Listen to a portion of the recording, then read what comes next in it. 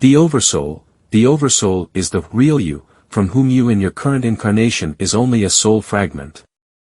The problem is that due to that the Sirians have kept us in custody here on Earth, we've been disconnected from our Oversoul by their recycling system, reincarnation. Instead of returning to the Oversoul after a lifetime is over and report back to her, we are manipulated into going through the tunnel and into the light. So we hardly ever connect with our real selves, but instead reincarnate over and over. Each soul fragment learns a lot, although she is forced to forget when the Sirians erase our memories between lives, perhaps not in one lifetime, but by incarnating over and over. If one particular soul fragment, you in your current incarnation in this example, would remember all her lifetimes, she would be rich of experiences. However, now when we are going through their amnesia implant station, we have to start relearning what we've already learned in previous lifetimes every time we reincarnate. It's a waste of time from our perspective. From the Sirian perspective it is not.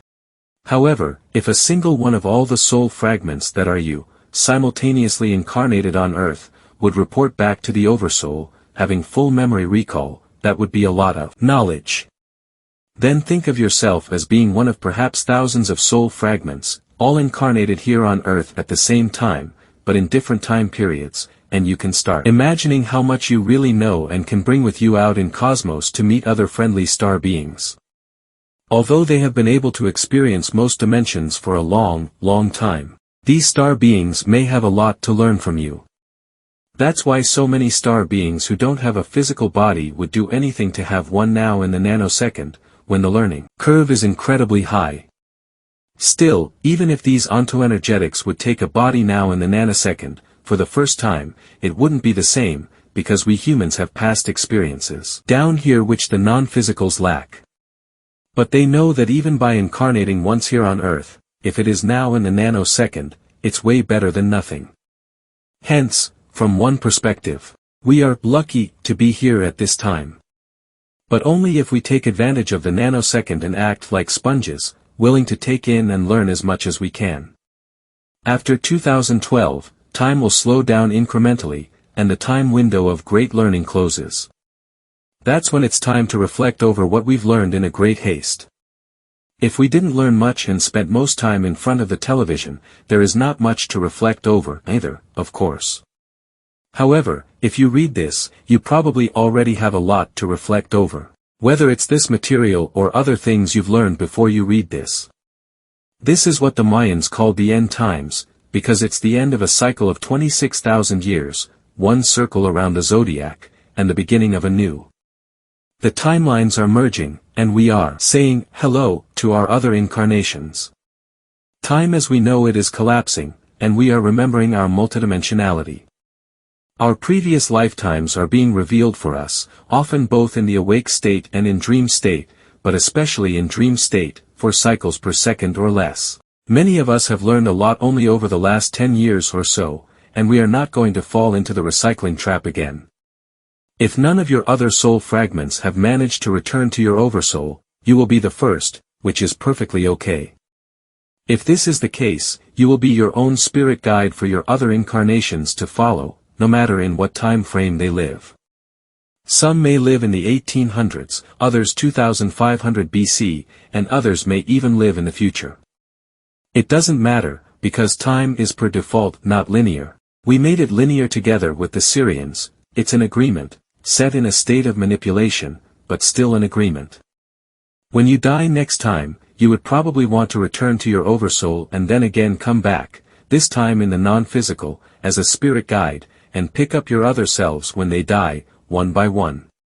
Then, when you've picked up the last one, you are whole. There is no soul of yours left on Earth, and you are one big Oversoul, ready for new adventures.